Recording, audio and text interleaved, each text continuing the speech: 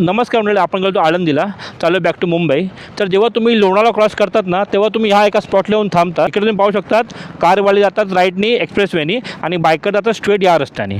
पण क्वचित लोकांना माहिती असेल की बायकर पण एक्सप्रेसवेने जाऊ शकतो आणि खोपोली एक्झॅक्ट घेऊन तो बाहेर पडू शकतो. तर मी यावर 2-3 रील्स पाहिले होते, म्हणून विचार केला आपण पण ट्राय करूया. म्हणून आपण एक काम करू, आपण पोलिसवाला विचारूया आधी.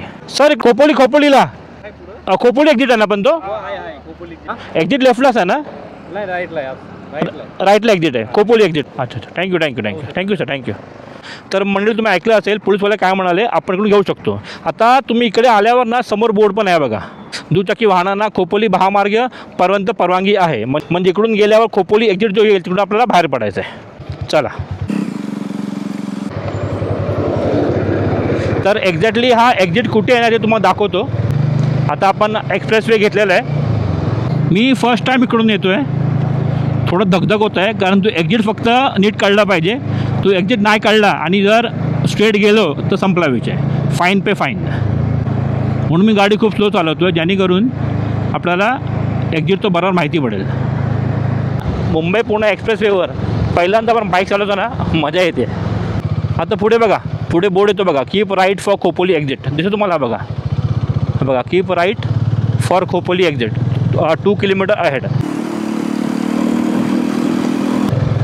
हो, आपण जाणार आहे फ्रॉम बोगदा. क्या बात आहे.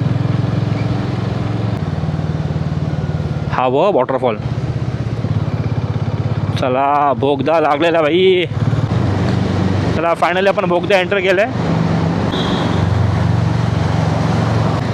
आता इकडे बघा, इकडे पुढे पुन्हा एक बोर्ड लागतो, खोपोली एक्झिट. हा बघा, इकडे पण बोर्ड आहे बघा, keep right for Khopoli exit 500 metre. म्हणजे आपण आता राईटला घेतलेलं बरं. परत बोर्ड लागले बघा, मुंबई स्ट्रेट खोपोली राईटला. बोर्ड खूप आहेत, लक्ष ठेवा बोर्डवर. पुन्हा मोठा बोर्ड लागला बघा, Mumbai straight left, Mumbai left, Khopoli right. Yes, finally आता आपण हा बघा पुढे एक्झिट आहे बघा, मुंबई लेफ्टला आणि खोपोली हा. तर आपला हा घ्यायचा एक्झिट हा बघा. आता तुम्हाला कळलं असेल एंट्री कुठून आहे आणि एक्झिट कुठून आहे ते. फक्त बोर्डवर लक्ष ठेवा आणि काय नाही. म्हणजे याचा अर्थ आपण मुंबई पुणे एक्सप्रेसवर बाईक आणू शकतो, पण खोपोली एक्झिटपर्यंत. तर मंडळी, तुम्हाला आपला हा रील कसा वाटला नक्कीच लाईक करा, शेअर नक्कीच करा सर्व आपल्या बायकर कम्युनिटीमध्ये, आणि कमेंट करा की तुम्हाला हा रूट माहिती होता की नाही. चला, धन्यवाद.